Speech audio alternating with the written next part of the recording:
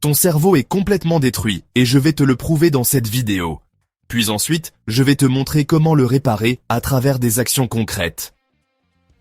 On se retrouve aujourd'hui pour un sujet hyper important, un sujet dont on parle pas assez, mais qui nous concerne tous, la désexualisation du cerveau. Ouais, je sais, ça peut paraître bizarre, dit comme ça, mais croyez-moi, c'est un vrai sujet.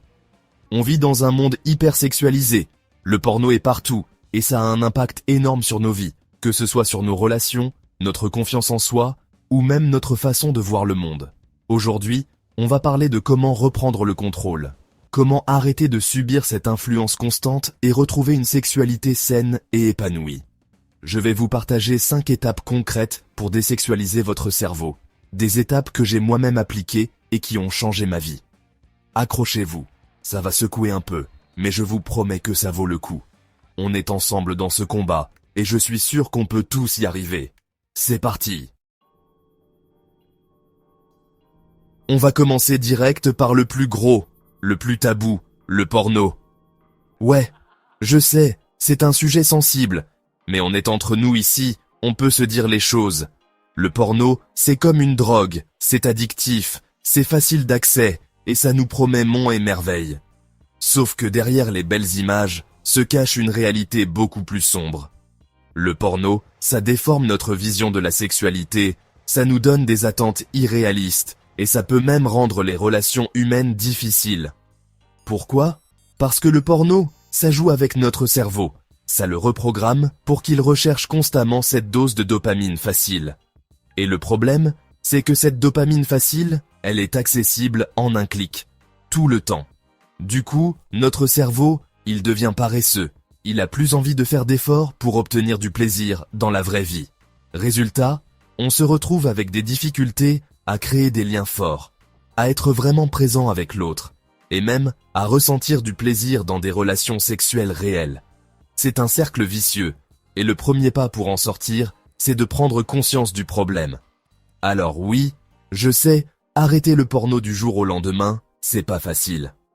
Mais c'est possible, et surtout, c'est nécessaire si on veut vraiment reprendre le contrôle de notre cerveau et de notre sexualité. Bon, on a parlé du porno, maintenant parlons de l'environnement. Imaginez, vous essayez d'arrêter le sucre, mais votre cuisine est remplie de bonbons et de gâteaux. C'est la même chose avec la désexualisation du cerveau.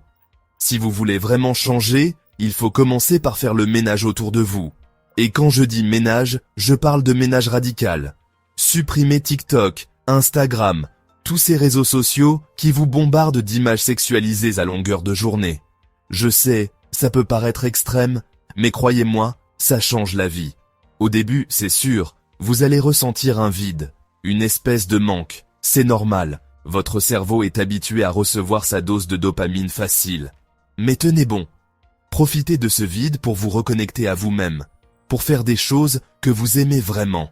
Lisez un livre, allez vous promener dans la nature, passez du temps avec vos proches. Plus vous nourrirez votre cerveau avec des choses saines, moins il aura envie de retourner à ses anciennes habitudes. Et puis, soyons honnêtes, est-ce que vous avez vraiment besoin de passer des heures à scroller sur TikTok ? Est-ce que ça vous rend vraiment heureux ? Posez-vous les bonnes questions et vous verrez que le ménage, c'est la première étape vers une vie plus saine et plus épanouie.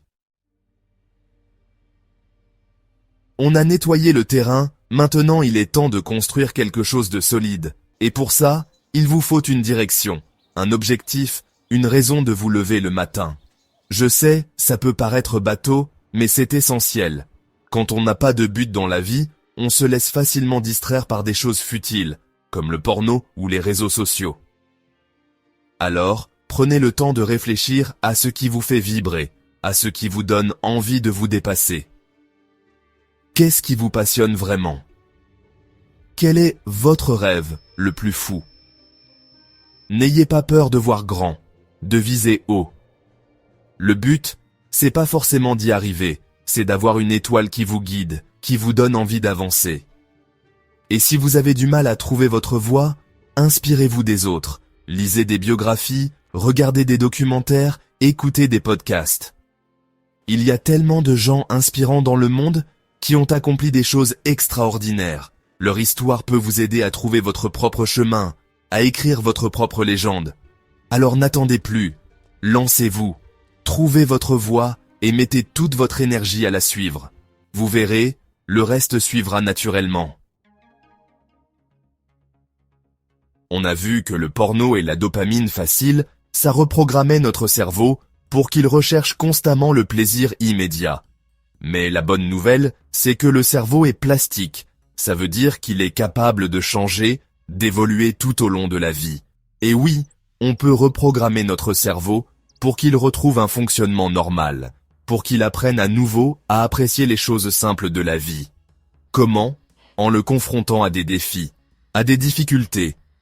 Je sais, ça peut paraître bizarre, mais c'est comme ça qu'on le muscle, qu'on le rend plus fort. Fixez-vous des objectifs ambitieux, apprenez de nouvelles choses, sortez de votre zone de confort. Plus vous ferez face à des challenges, plus votre cerveau deviendra résistant à la tentation du plaisir facile. Et puis, n'oubliez pas de célébrer vos victoires, même les plus petites. Chaque pas en avant, chaque obstacle surmonté, c'est une victoire contre la dépendance, contre la procrastination, contre la facilité. Alors soyez fiers de vous et continuez à avancer, pas à pas, vers une vie plus saine et plus épanouie. Le chemin est long, mais la récompense en vaut la peine. Croyez-moi, je suis passé par là. On arrive à la dernière étape, et pas des moindres, la méditation. Alors non, je vous parle pas de vous asseoir en tailleur, en chantant des ohms pendant des heures. La méditation, c'est beaucoup plus simple que ça. C'est juste prendre un moment pour soi, pour se recentrer, pour observer ses pensées et ses émotions sans jugement. C'est comme appuyer sur le bouton pause, dans un monde qui va à 100 à l'heure. Au début, c'est normal que votre esprit vagabonde, que des pensées parasites vous envahissent.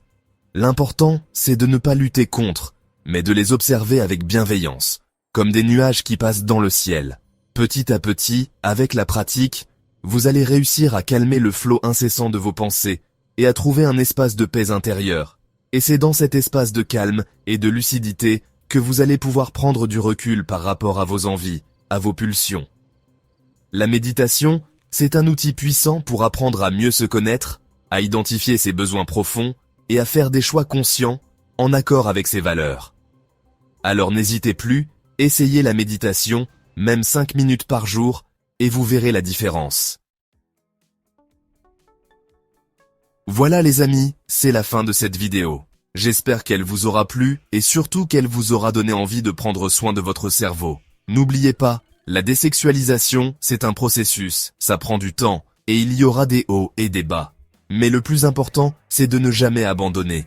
Si vous craquez, si vous replongez, c'est pas grave, ça arrive à tout le monde.